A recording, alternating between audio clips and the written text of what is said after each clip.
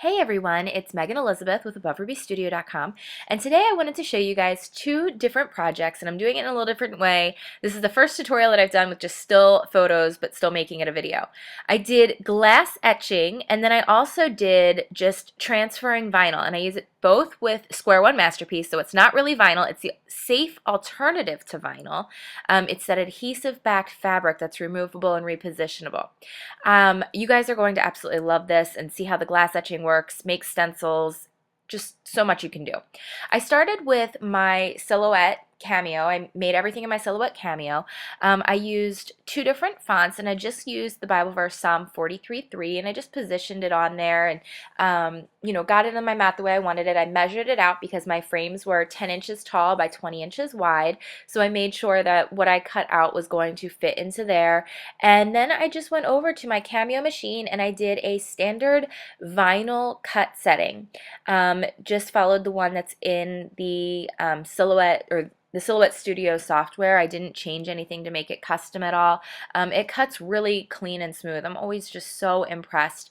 And I made sure it was a kiss cut. A kiss cut is so important when you're working with Square1 Masterpiece to really just get the right transfer and to get it removed from the backing sheet just right. Because it's a fabric, it's a tightly woven fabric, it is a little bit different. So you can see it's just cutting out here, and what it actually looks like once it's all cut out. I have the whole entire sheet. Everything is done, and it just really cuts out beautifully. So what I'm going to do is start the weeding process, and what weeding is removing the negative from the positive image, and in this case we're going to be using both parts. We're going to use the negative to create our stencil to do the glass etching with, and we'll be able to use that over and over and over again if you save all your little pieces. And then we're using the positive of the letters that are left over to just place on the other frame. So I have two of the exact same frame to create two different looks, and it all depends on what you're going to do. So first thing, you're going to remove that big huge part of the backing sheet. You're going to be left with all the letters and all the insides of the letters on your white backing sheet that the Square1 Masterpiece comes on. You're also going to have to go through and carefully remove all the interior of the letters and then stick that on top of your glass as well.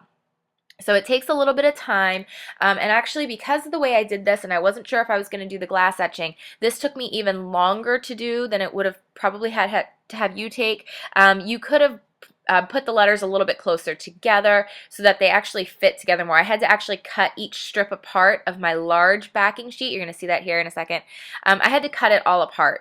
And so because I had to cut it apart, I had to kind of reposition it a little bit and mess around with it. So you can see all the, the centers of the O's, the E's, the A's. We got to go back in and we got to put that all inside. So you just got to carefully, this takes quite a bit of time. This project took me about an hour, start to finish. And that's literally from the time I created it in the studio, cut apart all the pieces, put all the little interiors of the letters down that you can see here. You'll see what that looks like.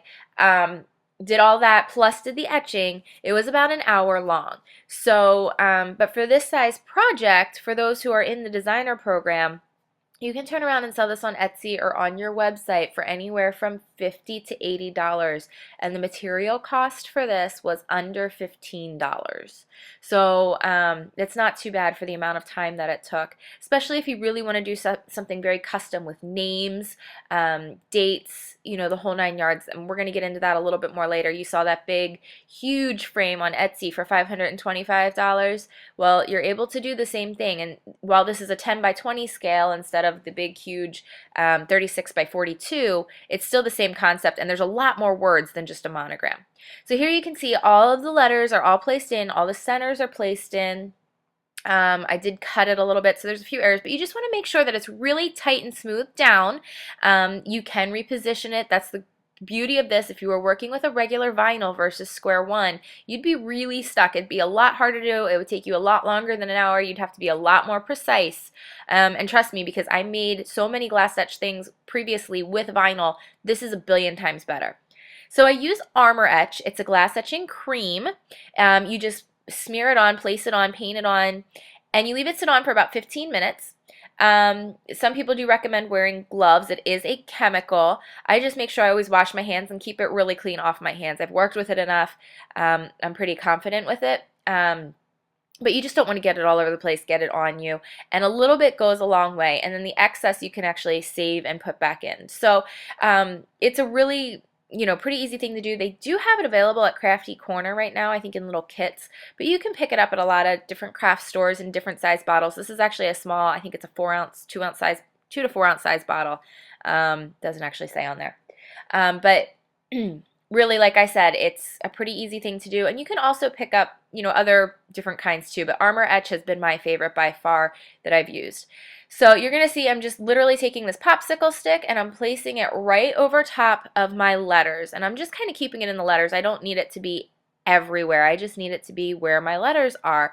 And you want to make sure you're really careful that you have everything masked off, that it's not getting places where your letters are not.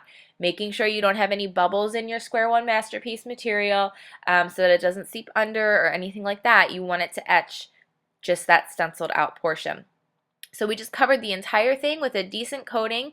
You'll be able to see the letters through it a little bit, but for the most part you really see that solid white coating. And I always take a sponge brush and just kind of dabble it in, making sure I really got it in the places that I need it to be.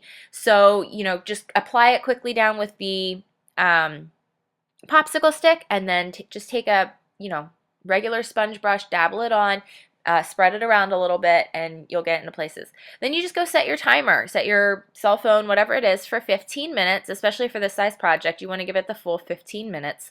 Try not to be too impatient with it. And sometimes leaving it just a tiny bit longer is not a bad idea, but definitely don't leave it longer than 20 minutes. Yeah, not a good idea. So then what we do is I just took a wet paper towel, warm wet paper towel, and started wiping it off, wiping everything all clean. And this is what you come out with, which is really cool. Just beautifully glass etched right on there. Then what I wanted to do was take the positives, the rest of the print, and I decided to use just transfer paper. This is the transfer paper that I use often. You just line up those lines right on top of your letters, burnish it on using a popsicle stick, or just your fingers is fine. And then what I tend to do is I peel the backing sheet away from the transfer paper, not the transfer paper away from the backing sheet. It allows it to stick a little bit better. Sometimes people have issues with Square1 and transfer paper because it is so much thicker than your standard vinyl and just the thickness of it. So you can see it's on here. You can see all the lines right on through. It's all kind of lined up as it needs to be.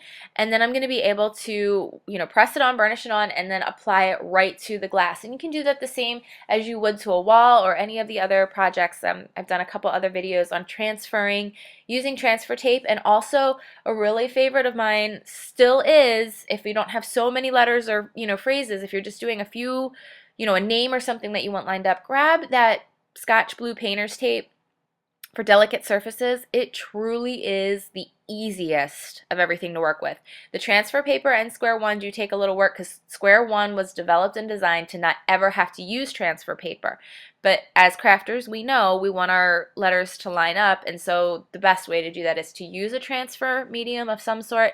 And I know it can be a little bit frustrating and tricky, but if you know what you're getting into going in, I always say, knowledge is power here, so knowing what you're getting into can make it a little less frustrating. It takes a little bit more time than your standard vinyls, but it is so much more worth the results in the end.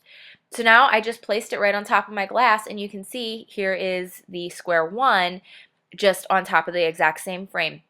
And it just looks beautiful. And the thing that I love about this is that I can change this out at any time I want. I can change out my colors, my Bible verse, whatever it may be. And then I can add other things. This is a shadow box. It has a flip top lid. I can add other really beautiful pictures and backgrounds and different things to this as well.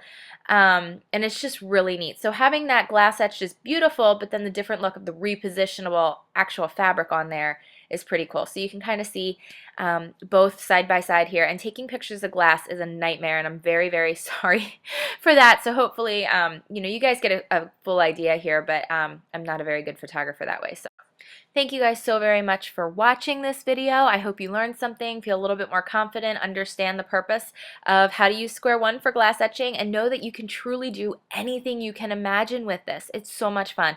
Enjoy the moments, guys, and I'll see you again soon at AboveRubyStudio.com. Bye-bye.